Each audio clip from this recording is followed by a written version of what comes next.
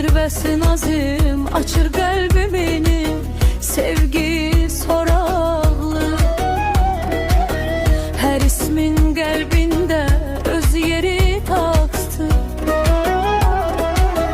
Arzular paylayın nurlu çıraqlı.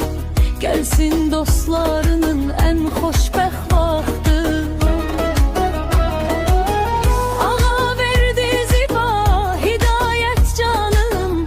Süfreniz bereke, eviniz ışık. Tehrane vidadi şerefim şanım. Ömür yollarınız olsun yaraşır. Leyla Nizami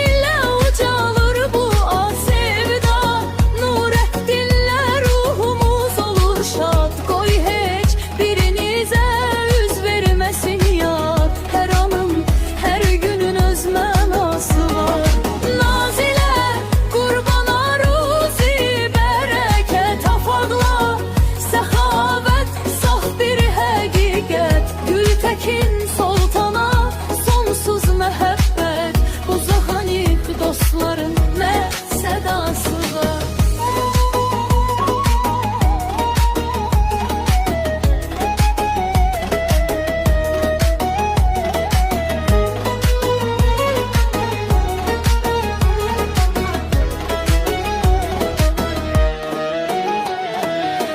Refika perya canım